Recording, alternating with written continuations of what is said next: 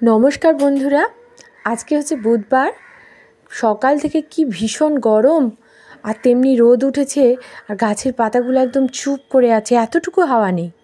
সেই জন্য বারান্দা থেকে বহুকালে পুরনো সে স্ট্যান্ড ফ্যানটাকে নিয়ে এলাম, বাইরে ঘরে দিয়ে একটু বসি। এত সকালে এত গরম, না জানি সারাদিনটা আজ কত গরম দেবে। কিন্তু আমাদের সে গরম হোক বা যাই হোক, গরম চা তো সকালবেলাতে চাই। তাই গরম চা নিয়ে আর গরম ব্রেড নিয়ে স্ট্যান্ড ফ্যান চালিয়ে একটু বসলাম। ভাতের জলটা বসিয়ে দিয়েছি, অফিস যাবে মিস্টার ব্যানার্জি, সেই জন্য। ছেলে যাবে না স্কুল, আজকে যেহেতু বুধবার ছেলের স্কুল যায় না, তাই চা আর ব্রেডটা গরম গরম খেয়ে নিই, যদিও প্রচণ্ড গরম। আর এদিকে একটা আওয়াজ পেলাম, ও মা, ওই দেখুন অপরাধী ধরা পড়েছে মনে হয়। কিন্তু আমি তো অপরাধী বলতে পারি না। যাই হোক, যেটা সাসপেক্ট করছিলাম তাকে আপাতত ধরা হলো। আর যেই না ধরা পড়েছে অমনি দেখুন সিবিআই হানা দিয়েছে এদিকে। কি করা যায় বলুন দেখি? সিবিআই হানা সকালবেলাতেই একদম তত্তরিয়ে চলে এসছে, একেবারে সাদা ড্রেস পরে সিবিআই। কি অবস্থা দেখুন দেখুন, গন্ধ যে কোথা দিয়ে পায় এরা কে জানে। এখন দেখা যাক সিবিআই তদন্তে কি করে। এদিক ওদিক তো খুবই খোঁজাখুঁজি চলছে। তাদের সেই প্রখর দৃষ্টিভঙ্গি, চোখ কান সর্বত্র খোলা, তাই অধীর আগ্রহে দেখছে কার কার সাথে যোগসাজশ আছে, কার সঙ্গে কি আছে, এগুলোই মনে হয় চারিদিকটা খতিয়ে দেখছে সিবিআই। তাই হয়তো বেশ ডাঁটের সাথে বসলো।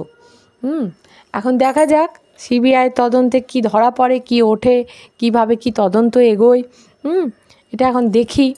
আমি তো সুপ্রিমো, সেই জন্য আমি এখন জানলা দিয়ে দেখছি যে অপরাধী যে ধরা পড়লো, সাথে সাথে সিবিআই এসে কী রকম সন্তর্পণে চারিদিক চোখ কান খোলা রেখে তদন্তটা এগোচ্ছে। ও বাবা, এই দেখুন ইডি চলে এসছে। তাহলে অপরাধী কিন্তু যে সে নয়, মোটেও নয়। ইডির ভালোই ডাক হাঁক আছে এর মধ্যে।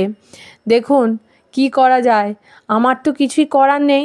আমি ভাবছি এদেরকে কি করে আড়াল করব। যতই হোক আমার তো একটা স্বার্থ আছে না, আমার ঘরেই অপরাধী, তাই আমাকে আড়াল করতেই হবে।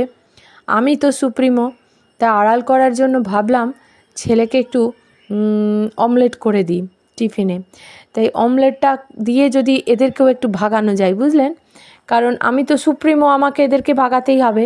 কিন্তু এরা দেখুন গন্ধ পেয়ে সিবিআই ইডি যুগ্মভাবে কীরকম হানাটি দিয়েছে। তাই আমি চলে গেলাম বাবা, আমি ডিমের অমলেটটা করতে চলে গেলাম। ছেলেকে দেবো আর এদেরকেও একটু করে ঘুষ দিয়ে যদি ভাগানো যায়, ঠিক আছে। না হলে তো এরা একদম মাথার উপর চেপে বসেছে, বাঁচার উপায় নেই। কিন্তু ঘরে যখন আমার অপরাধী ধরা পড়েছে, তখন আমাকেই তো দেখতে হবে। তাই জন্য আমি এদের গতিবিধি সন্তর্পণে লক্ষ্য রাখছি। আর ওদিকে রান্নাঘর থেকে ডিমটা ভাজা করে নিচ্ছি। যতই হোক একটু একটু ঘুষ সবাই খায়, তাই না? দেখি এখন সিবিআই উঠেছে, ইডিও উঠেছে। ইডি সিবিআই কি নিজেদের মধ্যে আলোচনা করে নিচ্ছে জানি না, তবে আমার ডিম ভাজা প্রায় কমপ্লিট। দেখি এদেরকে দিয়ে যদি ভাগানো যায়। যাচ্ছে না কিন্তু, এখনও এদিক ওদিক সব তদন্ত করছে। এই জানলা ও জানলা, কোন জানলা দিয়ে কোন দিকে কি যোগাযোগ আছে, সেটা কিন্তু এরা দেখে চলেছে। তো ভাবছি কি করা যায়।